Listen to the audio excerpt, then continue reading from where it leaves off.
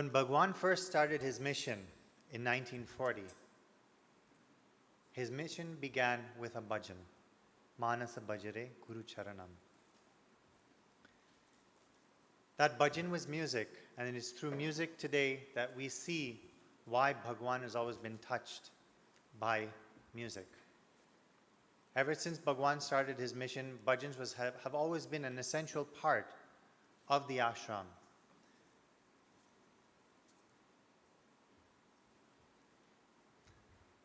I would like to thank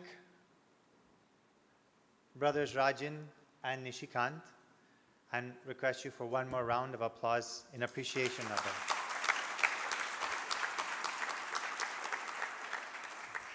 I take this opportunity to wish you all a happy Diwali and invite Professor Nishikant Barodekar, our next speaker, our guest speaker. I refrained from saying this before because I wanted to come current to what he does now. Professor Nishikant is the current professor of Tabla at the Sri Sathya Sai Mirpuri College of Music in Prashantinilayam. It so happened that our times in Prashantinilayam kind of just overlapped as I left just when he started to play tabla in the mandir.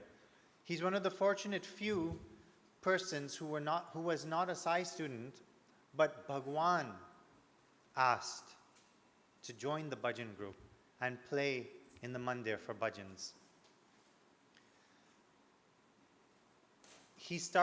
Bhagwan asked him to teach his students, and in the mid-2000s, he was a visiting professor at the Mirpuri College.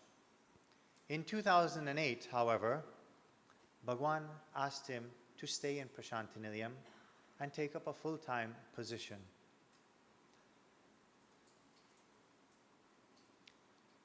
From then onwards, Brother Nishikant has remained in Prashantinilayam, imbibing all that he has learned through his guru, Ustad Alaraka, and sharing that with Prashantinilayam. I would now like to request Professor Nishikant sir to please address us. Thank you. Om Shri Sai Ram.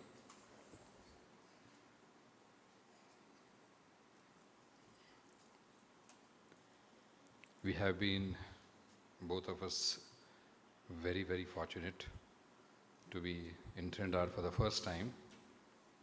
And everyone is asking the same question, how do you find Trinidad? So I find it nothing different. I find it at home, as home.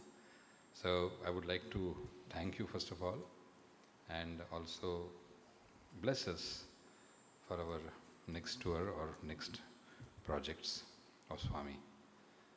And also personally want to thank everyone to given chance to offer to Swami and to share some few experiences and messages about Swami.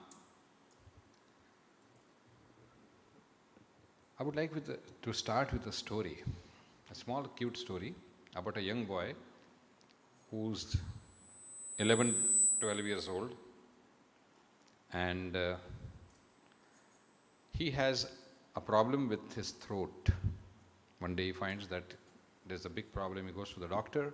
His parents take him to the doctor. They say he has tonsillitis and needs to be operated. This is somewhere in the mid-70s or even late 70s. The boy was very fond of music. He had a musical background. He was learning music. He was learning vocal for a couple of years as Hindustani classical vocal. So anyway, the operation date was fixed, and the same day it was supposed to be Bhagwan Sri Sathya Sai Baba visit that same town and have darshan bhajans. So the operation was, because they were Sai devotees, the family, the operation was in the morning. And tonsillitis is not a very big operation. I mean, That time it was compulsory operation. Now we have tablets and medicines which you do not need to operate. Anyway, so the operation was scheduled for the morning, evening Swami's darshan. So a family friend doctor from Africa, a very big surgeon, told the family that, look, nothing doing, I will operate upon him. And well, when he stood up, like, because he was a very senior surgeon, but he had an ailment. He was a patient of heart, and he had already had some few attacks. But being a doctor and surgeon, he used to carry that injection with him and was always saved 3-4 times. So anyway, the operation, the boy was taken to the operation theater, and they gave him the anesthesia, and the operation started. While the doctor was operating upon that boy, the doctor again got heart attack while the operation was happening, and he collapsed. He collapsed in, I'm talking about mid-70s, late 70s. It was not so, advanced and modern. So they had to run and do all the physical things and all whatever they could to save the doctor. The doctor was taken care of. He was saved. But the boy was lying there with his half throat open and the operation incomplete. And somehow the house doctor came in and they finished the operation. And when the boy was back to his senses, when the anesthesia dose was gone, he was told, look, as every doctor says, don't eat anything, no hot drinking. Only one thing you can do is eat ice cream. That also let it melt, because the operation was done in the throat. Anyway, the parents take him and go to Bhagwan Baba's darshan. So the family was supposed, they were singers and musicians. They got a chance to perform in front of Swami. And during the last, when the program was getting over, Swami asked the singer, Mera bhajan gao, sing a Mera bhajan. So the singer sang Mera bhajan, but being in the family and learning tabla, they asked me to play tabla along with it. So whatever little I played tabla, as you just heard, whatever little, the same thing. And after the bhajan was done, Swami called the boy. And we called him very closer, hold him by his cheek like that, and created a sweet peda, a sweet ball. In India we have peda, everyone knows peda. And, tried to give to the boy. But the boy was told that doctor had said that he should not eat, because operation is done. And he was kind of refusing, and he wanted to say something, but he couldn't say anything. Then Swami said, everyone said, Swami is giving, have. So the boy finally had it, of course. Then Swami said, I know what happened. He was in operation and the doctor got heart attack. He didn't die, he's okay. But this boy's voice is gone. He's become dumb. The boy's voice is gone. So this peda, with that peda, the boy started talking. And you can hear him just now, it's the same boy standing in front of you. So Arnil was always curious why I don't sing bhajans. Well, I have some problems with my throat. After a couple of years, again and again when we met Swami, he guided me, you do tabla. Because when I start singing bhajans or any other genre, I go up till Madhyam Panchan, and from there it's all, derailment. So it goes hoarse. So I need to take one more life to sing bhajans like you all. Everyone present over here, we are so fortunate. Swami is always with us. He's here now. He's inside us. What we always, yearn and think and wish is, how can I experience Swami today? How do I connect to Swami today? How do I relate to him today? Where can I find Swami? Where can I get that experience So it happens, it's in the process. Going ahead with that, as I had told you my story, the singer who was in our family is none other my grandmother, Srimati Hirabai Barodekar. And she was a very divine soul, because in her lifetime she got to meet Bhagwan Shirdi Baba and Bhagwan Sathya Sai Baba in the same life, which was like a very rare, it's quite a rare, I can say, event or whatever. We have some other people also, but there is something which has to do with, as Arnel Bhai said, music and Bhagwan. Swami is so connected and he loves music. Every avatar, I do not know other avatars, but like what we have heard, even Shirdi Baba was also a music lover. We have so many saints and sages, especially in Maharashtra. Sant Namdev, Sant Tukaram, Jnaneshwar, Panduranga, Tyagaraj Maharaj. You name them, Mirabai, the Surdas, the list is endless. They were always connected and they merged in Bhagwan. So there is that special bond, that special liking, or how can I say? That's the only thing, I think, that's what I think, that's the only thing we can offer to Swami as what we are doing. If we try to offer Swami flowers, are the flowers made by us? If we try to offer some beautiful, drawing. So whatever it is, once in interview, Swami said that as music is not just a source of entertainment.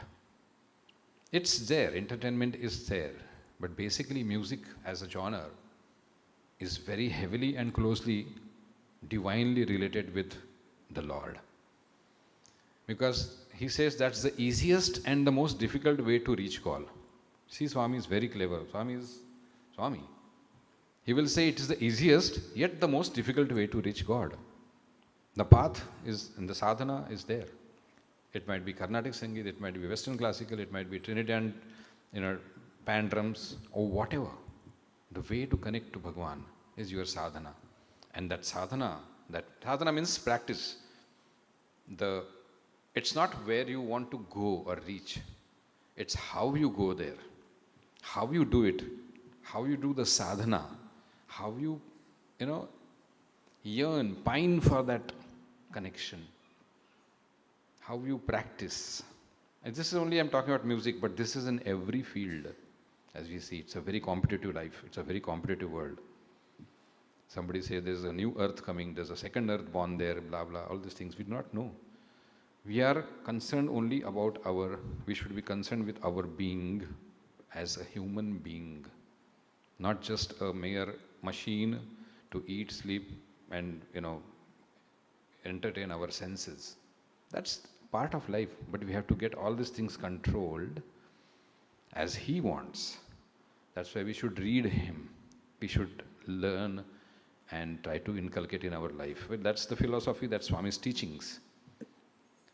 So I would like to narrate another incident about my grandmother. This was in the 70s again. So she was a very famous classical singer, along with light singing. She had so many genres to sing, as in Khayal, Rag, Kajri, Thumri, Kazal, Bhajan, Tappa, all genres she used to sing. So one of the such occasions, she was called over in Delhi to perform for the Parliament of India by the Government of India. As the occasion was, some foreign delegates were there, and she got this letter and she accepted the program. So as it is the government program for the President of India, invitation from the President of India, so it's like decided a couple of months up before, and it was confirmed.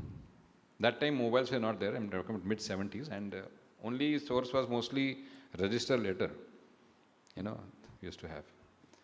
So post was the main source of communication. And phones were just started, of course. Anyway, so in the meanwhile, as the date started getting closer to that Delhi program, she gets a call from Puttaparthi that Bhagwan Baba wants your program on the same day as Delhi and the same time. Now that is decided for the government, with the President of India's request and all that, but still she just waved it off. She sent a letter saying that I would not be able to perform due to some circumstances. And it was like the letter was sent and everything was okay. So here she goes to Puttaparthi on the same day. She performs there, and Swami blesses her. She's there for another couple of days. Swami gives interview, talks. I mean that, those were the golden days where Swami used to talk to everyone, give interviews. And then she finishes and comes back home to Pune. After 1-2 weeks, a register letter comes from Delhi mentioning that your performance was very appreciated by the delegates and they would like to invite you for blah blah blah this country, and as an honor of remuneration there's a check attached to it, the letter. So she thought it's a clerical mistake, and she returned the whole register back to Delhi.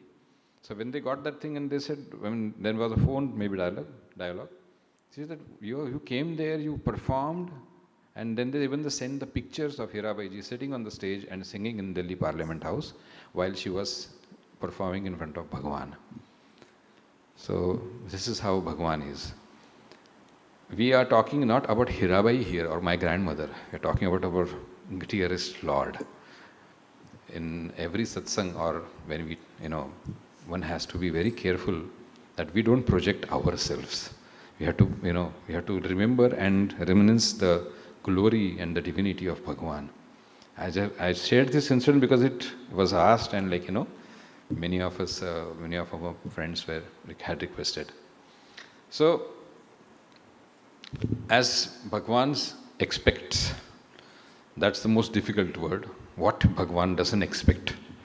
He expects the best. He's the perfectionist. He wants you to do it as he wants. What is that, what is that he wants, in which way? Well, simple thing. You come for bhajan. We have some responsibilities. Somebody is given a charge, okay, this is your week, you take care of the mandir. That person comes here, takes care of the mandir, cleans the mandir, puts on the lamp, he puts on every activity.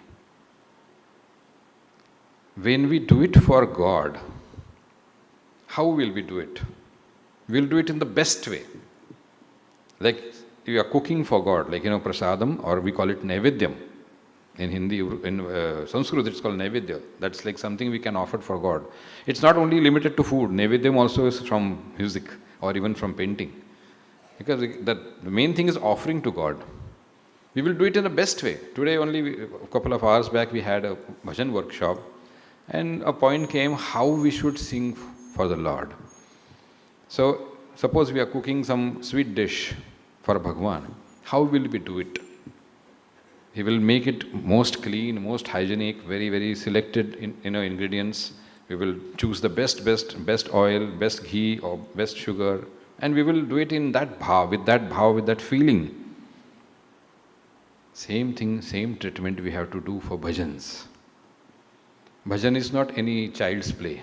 Yes, I am talking about bhajans when we sit in mandir as for Sathya Sai Center and we offer bhajans on the microphone where all the people are going to follow. That is not child's play. At home, in the car, you can do whatever you want. You can sing. But when you do bhajans in the mandir, as we call Sai centers, there's a discipline we follow. And then inculcate those same feelings, what we want to do as naivedyam for food for God, applied to the bhajan. And then see how you sing bhajan. It's very easy to, share this. Instead of going into all the techniques, yes. Many people, we come across, I'm not talking about here, but around the globe. They go to their centers or their home and they sing bhajans. What happens is that somebody says, why, we need to little bit do correct Shruti or correct Swara, and you get bugged. Who are you to tell me I'm singing for 25 years? Sir, okay, fine. What are we here for? We are here to give the best to Swami. Who are you? Nobody. When you are in the Sai Center as a devotee, you are nobody. You are somebody, yes, outside you are there, but when you enter with some mukut on your head, that I am Rama or I am blah blah or I am, then that bhav is different. So this, with this feeling, every activity which we offer to Swami, but why should we just limit to Swami? Why don't Swami expects us to have that bhav for every activity to do in life? That's like his expectation. Now you can understand what Swami wants. So with this feeling, it's very easy to speak, it's very, very difficult to inculcate, but at least we should try and grow every day. And Swami doesn't count how much kilo weight you have lifted, or how much blah blah you have donated, or how much whatever 400 chapatis I have done. Numbers are not important. The bhav is important, which way you did it. The result might be not even that good, but the efforts if you put with full heart of Swami in your soul, then see the results, because we have to only see because results he gives us. Efforts we do. Full efforts we put. In our work, while driving car, just see when we drive a car, unless you know the technique, I was again in the bhajan thing, why should we learn barag and tal? Not here, but I'm just saying sometimes a question comes. Yes, you are driving a car and somebody says, okay, brake, and you put accelerator. This is an accident. So don't consider bhajan shruti out of tune is not an accident, it's a bigger accident, because the entire thing, entire following, entire group of our brothers and sisters come for bhajan. They will also get startled, and the connection between them and Lord is broken. So this is like a little bit about the bhajan singing. But again, coming to Swami's activities and our participation, keeping in mind, God is everywhere. Any God, whichever God you are praying, you have as your Kula Devat or your ancestral God or form of Bhagwan or Shirdi Baba or Sathya Baba, it doesn't matter. Choose. Swami says, choose of the choice is yours. Swami has not asked us to pray him with folded hands all the time. He says, keep it in your heart and work. That is more important. You have free time, you want to do meditation, of course. We have to do that if you are free. Instead of watching XYZ on TV. Sometimes it's not so much, sometimes it's entertainment, yes. Do it in limits, Swami says. He doesn't say that don't do anything and just worship me or worship God. No, he's not that kind of a God. He's a very balanced God. He's a very balanced kind of his messages are so, what you can say, equal. His old traditional orthodox traditions and the latest. I'll tell you a small incident what happened. When Swami used to call in for interviews, I'm talking about late 90s. We were fortunate always to sit in the bhajan group and, adore Swami, look at Swami, and when the interview group was called, the people from different parts of the world, they go, we used to count 1, 2, 3, 4, 28, 29, 30. We used to count the number of people went inside, just like that, okay? And again count the people outside, okay, same thing, just like that. One day what happened was, a group of foreigners were there, and when they finished the interview, they were coming out. So this European-looking couple with their small child, a girl child, they also, came out and were moving off to their seat. Swami again called them. He didn't call the parents, but he called that small girl with her name. And he said, come, take Pradnamaskar. And then he was looking around like that. He was not looking at the God. Of course, he's God. When he calls for Pad Namaskar. It's like, wow. I mean, So he blessed the child and she went back. You know what Swami did afterwards? He looked inside the bhajan hall and said, that girl is going to walk on the Mars. Now see, it just said by Swami. What was that girl? Who was that girl? Which country was that girl? What was the... Chodo, forget it. Swami just mentioned it, it is going to happen. This kind of belief, this kind of that thing, once we imbibe, when we take it in ourselves, you are connected to Swami. You are his. So that much confidence, that much, what can I say, assurance. What assurance? What he has to give more? He doesn't have to give any assurance to prove, or he doesn't need to prove. He doesn't have to say, because what he wills is the sankalpa. It is our feeling and our mindset and our connection, how we inculcate and how we do the sadhana, that yearning, the way he wants to reach him with that bandwidth of divinity. So that is where all the purity and your devotion and your dedication stands on. So Swami always says to the students, he used to say that I am watching you. And Swami was so good with words. Watch. Then he will give the definition of the watch. What is watch? Word, action, thought, character, heart. So, I mean, you just look at Swami.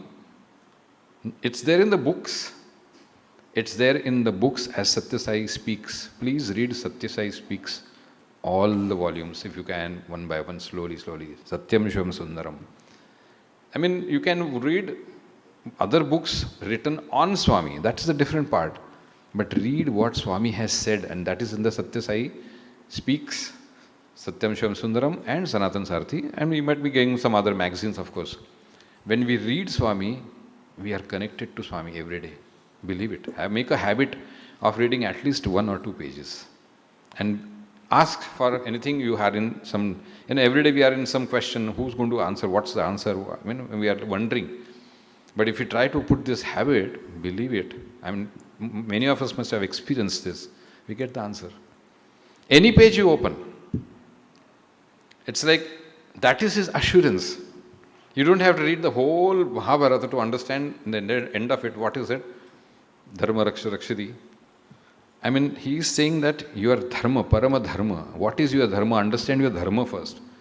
When you understand the dharma and your surroundings and where you are placed and what is your duty, that is life. So, that doesn't mean don't read Mahabharata. You read Mahabharata. You have time, you like, and we should read all the mythological thing to understand what our culture is. So, with this few words and messages of Bhagwan, what we need to do is that try to be simple. That's the most difficult thing. Try to be humble. Try to be loving. Try to be caring. And that is not just limited to me, my family. I mean, we have to inculcate that habit slowly. And then you are in the society, you are with the, and it spreads out. If everyone inculcates and does this, Swamis will be the most happy. He will be so satisfied and he will bless us all the time. That doesn't mean that he will bless us only then, but then we get connected with that blessing. So with this yearning, with this pining and this prayer, let's all make a vow in our minds, in our heart, that yes, Swami, I want to be connected to you every day. Please give me that strength, that buddhi, that sat vivek buddhi, my super conscious, my ultra conscious, my mega conscious, my multitasking, all these words are there, we know. But finally it is we who have to, direct ourselves. Nobody else is going to come and do it for you. So with these few words, I stop over here. And thank you all for giving me this opportunity. Sai Ram.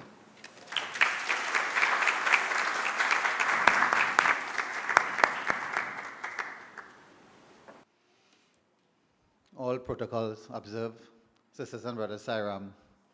Indeed, it was really a great evening this evening to come and join in satsang. This satsang is a Diwali function. It is the first that the organization have ever celebrated as a national level. And we could not have been more happy and proud to have two of Swami's pioneers here to come and share their music and their experiences with us this evening. First of all, I would like to thank Bhagwan Sri Sathya Sai Baba for making this event and this day possible, and for each and everyone to be here today.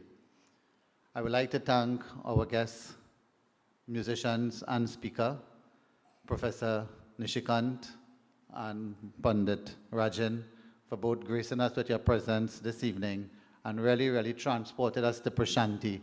You know, we are accustomed hearing that type of music in Prashanti. And today when we sit here and listen to that music, we really felt that divine energy. And as you all had said, we know definitely Swami was seated there listening to us.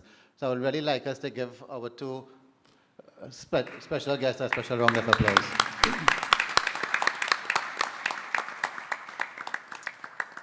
Also, I would like to thank the executive of the Easwaramma Sai Center for hosting this program. You know, when I talked to Brother Anil about it, he was very happy to host it. And I thought that putting this program together, I know it was a bit tedious with so many things happening around this time. But we would really like to thank the executive of the Easwaramma Sai Center for hosting us and really treating us special as they normally do.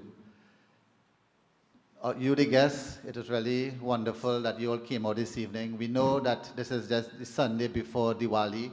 We know there'll be a lot of personal chores to be done, but you all see it fit to take the time to be here this evening to show your appreciation to Bhagwan Baba on this special occasion that's coming up, Diwali. And I would like to thank you all very, very much for coming out and being part of this program.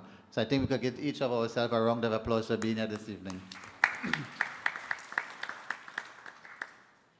And finally, I know that there will be lit diyas outside, so we are asking everyone they can take a diya, a lit diya, and we can place it around the perimeters of this building. We'll be guided by someone outside, what, you know, how to lay it. Also, refreshments are provided, so we're going to do the food prayer, and refreshments are going to be served at the new building to the back. So please stay back, partake, enjoy the rest of the evening, and I would like to wish each and everyone a special, happy, holy Diwali. But before I close, we'd like to ask Professor, both brothers, to come forward. We'd like to present you with a little token of appreciation. And we'd like to ask our central coordinator of the West Indies if he can make that presentation, please. So please come.